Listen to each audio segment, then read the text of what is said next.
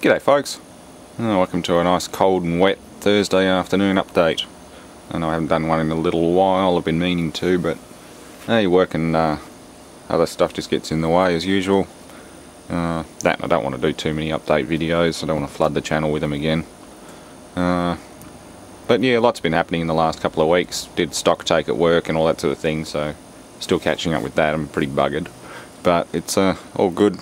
Things are working out better and we're working on well, let's just say this stock take actually turned out worse than the last one. I think Metal Shop alone's out by about 16 grand, and it's odd things that should be getting booked out with jobs but just aren't, so I've got to go over a lot of paperwork and bills of materials and try and work out where unusual parts like stainless steel pillow block bearing housings, big ones with a 30mm bore in them, how we've managed to lose 28 of those over the period of 12 months. Some custom jobs have obviously been going through and they're not on the bill of materials, they're not getting booked out, so yeah, there's a fair bit of money in that alone. Anyway, having a bit of fun. As you can see in front of me, there's a fibre channel cable there and a card. Julian was nice enough to dig up a fibre channel card as well, so I've got the Silkworm 200E router fibre channel card, and I bought a cable off eBay for like 50 bucks, 15 metres. So I might even be able to run to my server in the kitchen when I finish that. Likewise, he gave me a micro ATX. It's a little Zotac one with onboard wireless and just PCIe. Pretty neat. That'll be driving the wall plasma, the door plasma, very soon.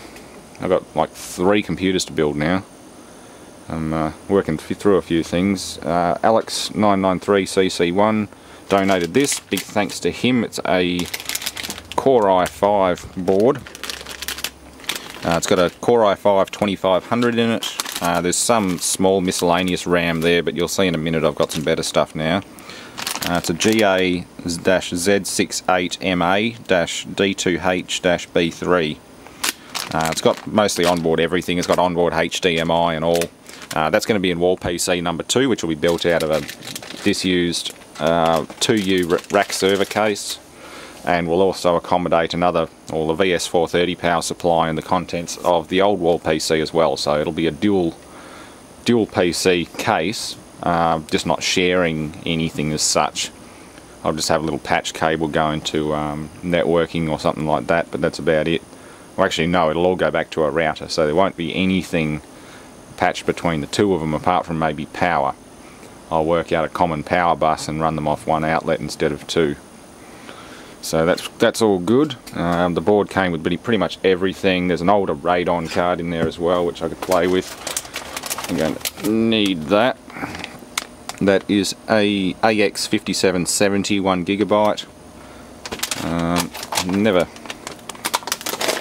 heard of the brand before. It's a power colour. Never heard of the brand before, but I'll pit it against all my other current cards and see which one wins as far as power and capacity is concerned. I think that's actually one of the better ones. I've got a couple of other cards kicking around, but they're only like half gig ones or AMD ones, various things. That's a micro ATX or ITX case that was donated to me ages ago. Now I have the Zotac board. I finally have something that's worthy of going in it. It's got a new power supply and everything. It's completely unused, so that's going to get turned into the wall plasma TV media box, which would be fantastic. As you saw in earlier videos, that's all installed, getting sorted out now. The Windspeed 36, he works at a computer store in Melbourne and is donating more static bags than I'll probably ever know how to use. He said he's got probably another 100 on the way, but that's good because I can put my plasma TV boards in them, keep them safe. Yeah, the wall's coming along nicely, the bins are up. That's about all the bins I'm going to buy at the moment. I might buy the big double wide ones, the 120s, and put them across the top, but apart from that it's not too bad. I think I've got more than enough for the time being. I just got to build a shield with a dust extractor hose on it for the linisher. Just something that sort of cups over the back of the belt and the wheel and catches a lot of dust, because I was grinding a bit of phenolic the other day and all I could see was just a cloud of dust come up. I'm trying to make a drop-in backing panel for the ATM keypad. It's basically going to drop in like that, but it'll have micro switches mounted on the back of it, so I can use it as an analog input board. I bought a what was it, an iPack 2 32 port analog to USB I/O card. Can't remember who recommended that, but I had a look at it and thought, bugger it, for the price I'll give it a go, and I will. So it'll end up in here. Julian's been having a blast pulling all the wiring loom and everything out and reverse engineering it. He's definitely earned himself one of these because, well, the bloke I got it from doesn't know what to do with the other two that he's got, so he just basically offered them to me. So I'll end up with another 2, and probably another 2 cash dispensers and other stuff like that, which we haven't worked out much to do with them. They do have some nice timing belts and gears and things on them, but apart from that there isn't a tremendous amount of useful stuff. But I'll get them anyway. Worst case scenario, I just strip off any decent bits and chuck the rest down the dump. Anyway, apart from buying new PC stuff, I'm just curious. I'm getting rid of the Ford Escape, Viki. I can't bother waiting 18 months. I need a better tow car now. I might even get rid of little Betty Rav. I don't know. She doesn't get as much on-road time as I'd like, so it might make sense just to sell her. I don't know. She can stay for now, but Viki needs to go, so I'm going to be advertising her locally. And looking at something. Does anyone have any experience with high-mile Mercedes-Benz 2.7 CDI engines? Likewise, the 3.2 V6. If anyone has any experience with them at high miles, like, are they particularly robust or are they a nightmare? I'm a bit worried about early CDI stuff and the expense of doing pumps and other things like that, injection pump. But I don't know, it might be worth it. If I can find something like that for like 3 or 4 grand, I'll be happy. I'm not going to tell you exactly what model it is yet, but yeah, I need a nice tough little tow car, and I do like Mercedes-Benz. My first car was, well, no, my second car was originally going to be Mercedes-Benz. Yeah. I've heard the V6s don't have any real head gasket issues. They're a nice, stout, stocky, solid block. It's just things like timing chains and other stuff. Again, I don't believe there's any magic bullet that kills them at like 300,000 Ks. So if I get something with 200 to 250, I'll be pretty right, I imagine. Anyway, look at this. This is to upgrade the i5. And it's Kingston HyperX 16 gigabyte kit, 1600 megahertz bus speed. I've got a Seasonic G550 modular power supply, or semi-modular. You still get your ATX connections, but everything else is modular connectivity. Highly recommended by a friend of mine, Neojun, on IRC. He uses these in all of his PCs, and knowing his line of work and what he does, I don't blame him. And I trust what he says, knowing what his line of work is. I'm not going to mention it, but it's pretty high-end stuff. And just looking inside this through the fan grill and just holding it, it is a heavy, well-built looking unit. Nippon Chemicon caps. Yeah, double-sided board, no bullshit. It seems to be a really good power supply, and I haven't even run it yet. And in this is a copy of Windows 7 Professional 64-bit. So I've got a brand new OS, brand new RAM, and a power supply for the i5 2500. And I'll be willing to bet that board might even take something bigger. I'll look up the specs on it. I don't know if it'll take an i7, whether that's, I think the i7's a bigger socket, but the i5 2500s are definitely a good starting point, and you can get better chips than that in the i5 series, so who knows. This thing might actually outperform my current gaming PC, which is an i7 2830 or something like that. I can't remember. It's enthusiast grade i7 stuff. So yeah, that should be this weekend's task. Well, I'll be buggered if I can find a workspace to do it. I've got to hurry up and make a stand for this thing. I've got a ton of stainless steel box tube, but I just got to get time to chop it all up.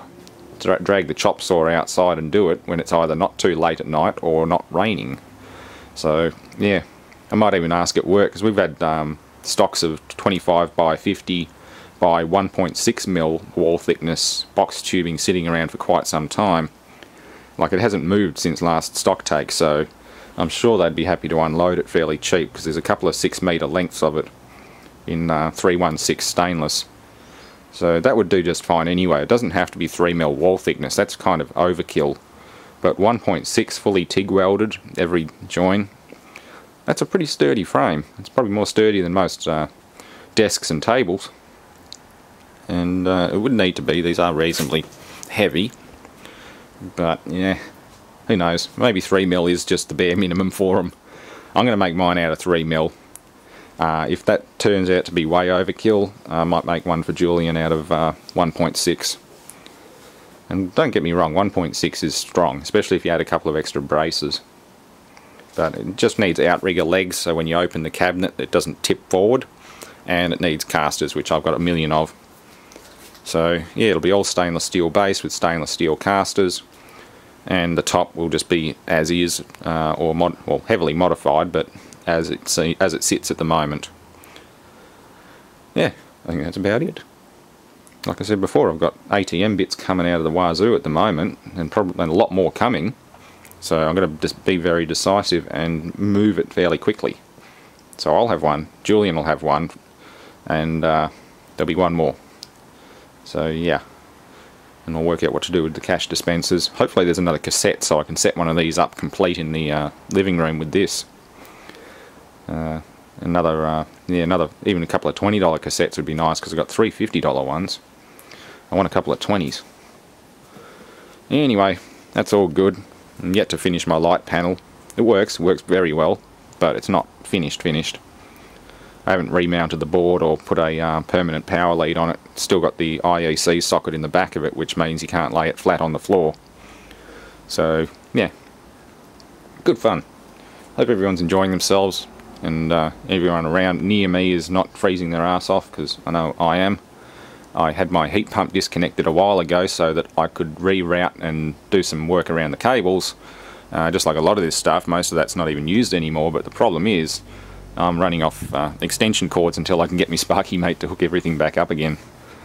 Yeah, and it's freezing in here. I've got no heat, I've got no air conditioning. Oh no, sorry, I've still got the air conditioning outside there, the split system, because that just goes out through the wall, that's untouched. But basically everything else is just extension lead or not connected, and just needs to be pulled through with another cable attached to it, like that stuff. I want to get the 2.5 mil variety, but it's $300 for a 100 metre roll. I know I'd end up using 100 metres eventually, but I might see if they can just get a 50. 50 metres is a heap of cylindrical 3-core flex, or 2 plus earth they call it, 2 plus earth orange cylindrical flex. Oh well. Anyway, that's about all for now, and thanks for watching. I know there's still some temporary stuff going on with this cable tray. It's all half finished. Still safe and legal, but it's just half finished. I really need to get into pulling cables through and get my mate to come over and connect it all up. Oh well. Thanks for watching.